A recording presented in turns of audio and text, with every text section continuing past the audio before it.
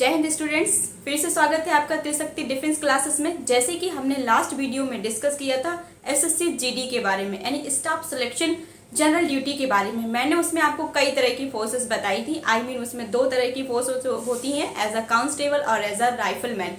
तो हम धीरे धीरे हर एक फोर्स पे एक सीरीज करेंगे, एक वीडियो बनाएंगे, जिससे आपको एक एक फोर्स के बारे में पूरी इन्फॉर्मेशन मिले। तो आज का जो हमारा टॉपिक है वो है बीएसएफ, यानी बॉर्डर सिक्योरिटी फोर्स। तो चलती हैं थोड़ा सा हम पीछे कि आखिर इसकी आवश्यकता क्यों महसूस हुई। हम बात करते हैं स्वतंत्रता के बाद की। तो पहले हम बात करें कि जो सीमा सुरक्षा बल यानी बॉर्डर सिक्योरिटी फोर्स अस्तित्व में नहीं था, यानी बॉर्डर सिक्योरिटी नाम की कोई फोर्स ही नहीं थी।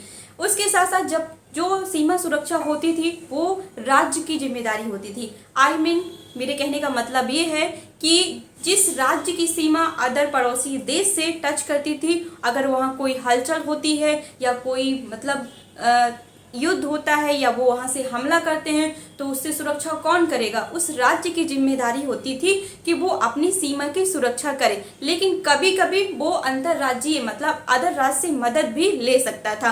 तो जो उस राज्य की पुलिस बल होती थी वो ही उससे सुरक्षा करती थी अपने राज्य की। इसके लिए हम बात करते हैं 1 अप्रैल 1964 को, जब पाकिस्तानियों ने गुजरात के सरदारकोट, चारपेट और कच्छ पर जब हमला किया, तो उस समय हमारी जो राज्य पुलिस बल थी उसकी असफलताएं उजागर हुई और हमें महसूस हुआ, यानी कि एक केंद्रीय एजेंसी होनी चाहिए। और उस समय फिर महसूस हुआ कि बॉर्डर सिक्योरिटी फोर्स का गठन होना चाहिए।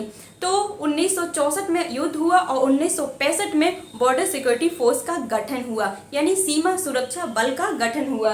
1 दिसंबर 1965 की बात है, जब बॉर्डर सिक्योरिटी फोर्स का अस्तित्व में आई और इसका हेडक्वार्टर दिल्ली में है। इसके पहले संस्थापक के.एफ. रुस्तम जी थे, जिन्होंने बॉर्डर सिक्योरिटी फोर्स की स्थापना की और वो पहले महानिदेशक थे। बॉर्डर सिक्योरिटी फोर्स जो है वो पूरी दुनिया की सबसे बड़ी सिक्योरिटी फोर्स है और भारत की पहली पंक्ति माने भारतीय सीमा सुरक्षा के लिए वो पहली पंक्ति में रहती है। तो बॉर्डर्स, अब ये हमने थोड़ा सा इसका इतिहास डिस्कस किया। अब हम बात करते हैं कि बॉर्डर सिक्योरिटी फोर्स के लिए कौन अप्लाई कर सकता है।